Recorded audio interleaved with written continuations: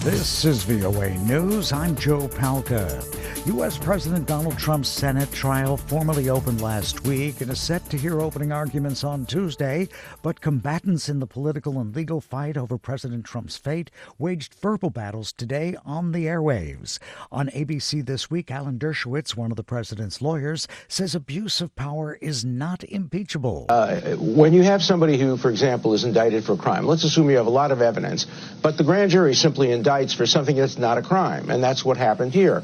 You have a lot of evidence, disputed evidence, could go both ways, but the vote was to impeach on abuse of power, and obstruction of Congress. As the trial nears, the Republican majority Senate remains highly unlikely to convict President Trump, a Republican, since a two-thirds vote against President would be necessary to oust him from the White House. World leaders agreed Sunday to respect an arms embargo and postpone military support to the two factions at a summit aimed at heading off a true regional escalation of fighting in Libya. 12 world leaders, as well as representatives from the United Nations, and met in Germany in hopes of laying a foundation for a lasting ceasefire between Libya's rival governments. UN Secretary General Antonio Guterres said that a committee would be convened in Geneva in the coming days. I cannot stress enough the summit's conclusion that there is no military solution to the conflict in Libya. All participants have mentioned it several times during the meeting, even those that are more directly involved in the conflict itself. Fierce clashes continued Sunday between Syrian government forces and rebel fighters in the northeastern province of Idlib, despite a ceasefire brokered last week by Russia and Turkey. This is VOA News. China says 17 more people had become infected with a new coronavirus strain. This is fanning fears it will spread further as hundreds of millions of people travel to celebrate the upcoming Lunar New Year.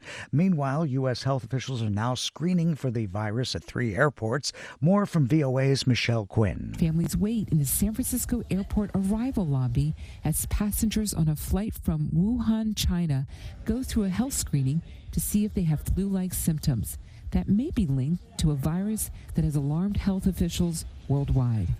Johnny Tang, a tech worker in Silicon Valley, was waiting for his parents to visit.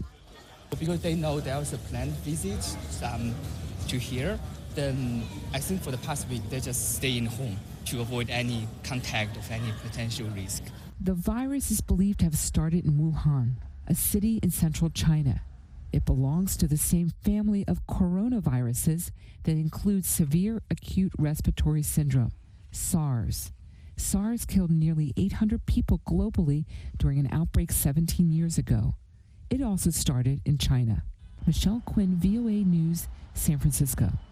Venezuelan opposition leader Juan Guaido surfaced in Colombia on Sunday in anticipation of a meeting with the U.S. Secretary of State Mike Pompeo as his power struggle with President Nicolas Maduro entered a challenging new phase. Via Twitter, Venezuelan National Assembly leader thanked Colombian President Ivan Duque for his support for the struggle. The move comes amid an overture by Venezuelan President Nicolas Maduro for direct negotiations with the United States on an end to the crippling U.S. sanctions, and amid signs he's preparing for renewed confrontation with the opposition.